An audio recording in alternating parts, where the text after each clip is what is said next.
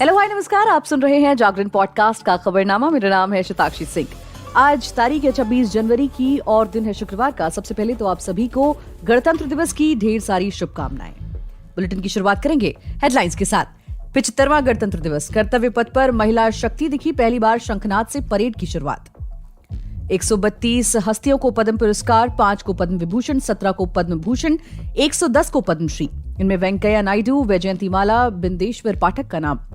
ASI की report में दावा, ज्ञानवापी में हिंदू मंदिर था, विष्णु गणेश की मूर्ति मिलने का जिक्र। औरंगजेब के काल में तोड़ने का साक्ष्य। यूपी, पंजाब, हरियाणा में कोल्ड वेव का अलर्ट। एमपी, राजस्थान में तापमान 3 से 5 डिग्री सेल्सियस पहुंचा। 12 राज्यों में कोहरा, दिल्ली में फ्लाइट्स लेट।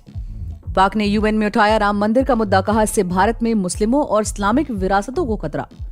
झूठे आरोप लगाना बंद करे पाकिस्तान, भारत ने कहा दुनिया जानती है आतंकवाद का गढ़ कहां है। कई देश पाक को वार्निंग दे चुके हैं। जी ने वॉल्ट डिज्नी के साथ 11,637 करोड़ रुपए की डील तोड़ी। क्रिकेट ब्रॉडकास्ट के लिए हुआ था अग्रीमेंट, सोनी के मर्जर कैंसिल करने को माना जा रहा था कारण। रणवीर स्टारर रामायण में विजय सेतुपति की हुई एंट्री, एक्टर विभीषण का किरदार निभाते हुए नजर आ सकते हैं। वर्ल्ड नंबर 1 जोकोविच ऑस्ट्रेलियन ओपन से बाहर, चौथी सिटीजन के सीनर ने हराया। इस ग्रैंड स्लैम में 103 मैचों में महज 9वीं हार।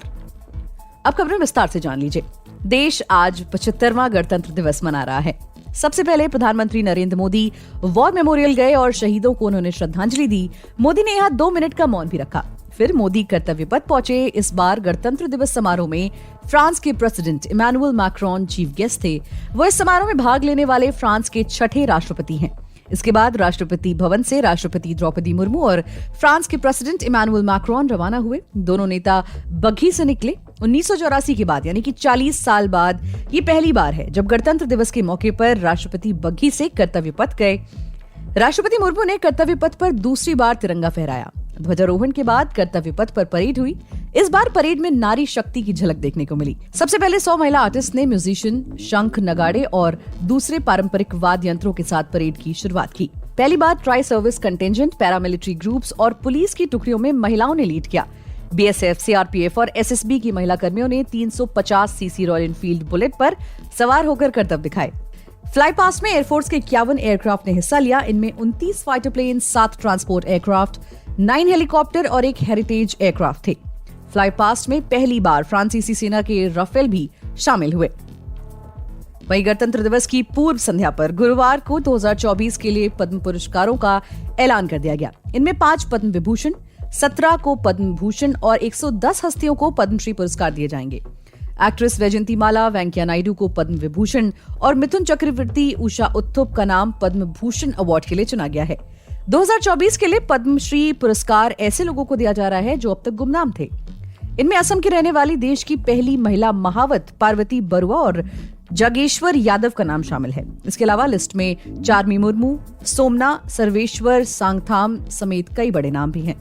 पद्म पुरस्कार विजेताओं में 30 महिलाएं हैं। इनमें 8 विदेशी, एनआरआई, पीआईओ, ओसीआई कैटेगरी के लोग भी हैं।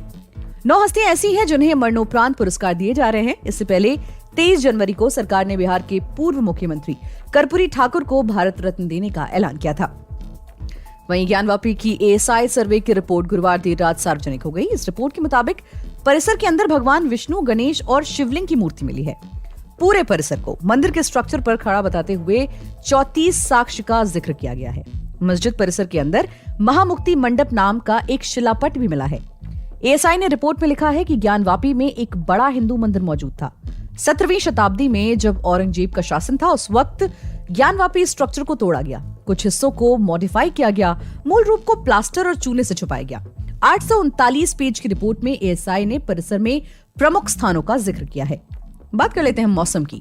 उत्तर भारत के राज्यों में कड़ाके की सर्दी का असर लगातार बना हुआ है। पंजाब, हरियाणा, चंडीगढ़ और उत्तर प्रदेश में आज कोल्ड वेव का अलर्ट जारी किया गया है। उत्तर प्रदेश के कानपुर में कल तापमान 3 डिग्री सेल्सियस दर्ज किया गया। आज भी यहां सर्दी से राहत मिलने की कोई आसार नहीं है। उधर मध्य प्रदेश और राजस्थान में भी ठंड उत्तर भारत के राज्यों की तरह ही बनी हुई है। इन राज्यों के कुछ जिलों में तापमान 3 से 6 डिग्री सेल्सियस पहुंच गया है, जो सामान्य से 2 से 4 डिग्री कम है। एमपी के खजुराहो में 3.4 डिग्री और राजस्थान के टोंक में 6 डिग्री तक तापमान पहुंचने से यहाँ ठिठुरन बढ़ गई है। हालांकि मौसम विभाग ने अगले 3 दिनों में यहाँ तापमान में बढ़ोतरी की संभावना जताई है। उधर कोहरे की स्थिति भी उत्तर भारत और मध्य भारत के राज्यों में जस की तस बनी हुई है। पंजाब, हरियाणा, दिल्ली, उत्तर प्रदेश, राजस्थान, उत्तराखंड, मध्य प्रदेश, पश्चिम बंगाल, असम, मिजोरम, त्रिपुरा और ओडिशा में विजिबिलिटी भी प्रभावित हुई है। दिल्ली में कई फ्लाइट्स लेट हुई, जिससे यात्रियों को एयरपोर्ट पर घंटों का इंतजार करना पड़ा। बात कर लेते हैं विदेशी खबरों की। संयुक्त राष्ट्र संघ यानी कि यूएन में बार बार कश्मीर का मुद्दा उठाने वाला पाकिस्तान अब राम मंदिर को भी वैश्विक मसला बनाने की कोशिश कर रहा है। यूएन में पाकिस्तान के राजदूत मुनीर अकरम ने न्यूयॉर्क में संयुक्त राष्ट्र संघ के हेडक्वार्टर में हुई ऑर्गेनाइजेशन ऑफ इस्लामिक कॉर्पोरेशन यानी OIC की मीटिंग में बाबरी मस्जिद की जगह राम मंदिर के बनाए जाने की आलोचना की। इसके अलावा मुनीर ने यूएन की एक संस्था अलायंस ऑफ सिविलाइजेशन के अधिकारी को खत लिखा। इसमें कहा गया कि भारत में मंदिर बनाने के ट्रेंड से न सिर्फ भारतीय मुस्लिम बल्कि पूरे इलाके की शांति को खतरा है। वहीं भारत ने पाकिस्तान के फॉरेन सेक्रेटरी के तमाम आरोपों को खारिज करते हुए कहा कि दुनिया जानती है कि आतंकवाद का गढ़ कहां है और कहां संगठित अपराध होता है। भारतीय विदेश मंत्रालय के प्रवक्ता रणधीर जायसवाल ने कहा, कई देश पाकिस्तान के बारे में खुलकर बोलते रहे हैं। इसके पहले गुरुवार दोपहर पाकिस्तान के फॉरेन सेक्रेटरी मोहम्मद साइरस सज्जाद काजी ने एक प्रेस कॉन्फ्रेंस में कहा था कि उनके पास इस बात के सबूत हैं कि भारत के एजेंट्स ने 2 पाकिस्तानी नागरिकों की हत्या की है।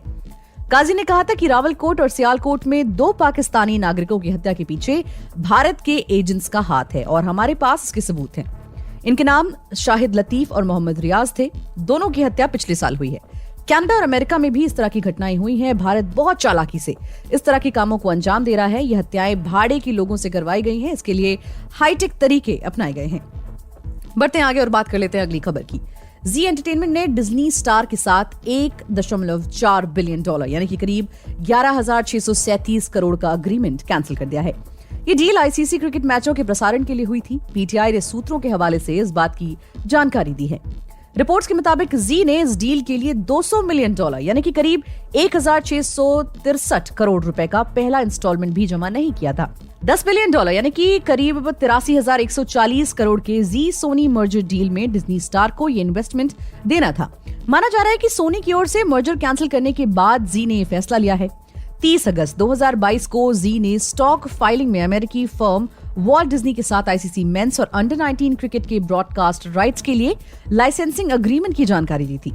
यह अग्रीमेंट 2024 से अगले 4 सालों के लिए था। इसमें डिज्नी के पास हॉटस्टार के साथ मिलकर आईसीसी इवेंट को ब्रॉडकास्ट करने के अधिकार सुरक्षित थे।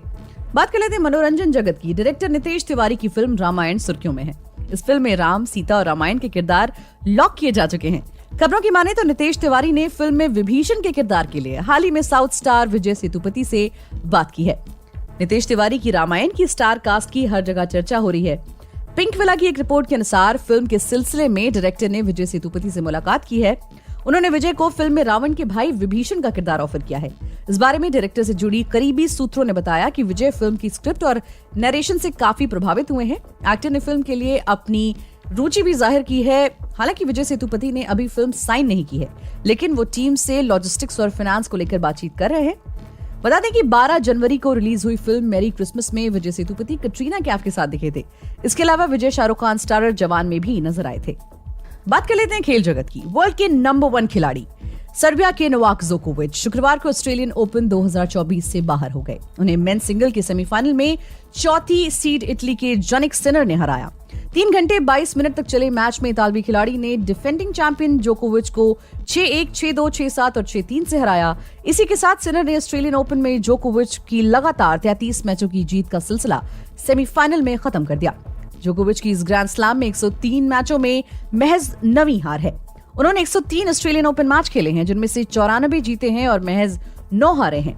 यहाँ उनकी जीत का परसेंटेज 91% है, लेकिन फिलहाल वो ऑस्ट्रेलियन ओपन से बाहर हो गए हैं। तो आज के लिए फिलहाल इतना ही। देश और दुनिया की तमाम खबरों को जानने के लिए जुड़े रहिए हमारे साथ और सुनते रहिए जागरण पॉडकास्ट का खबरनामा।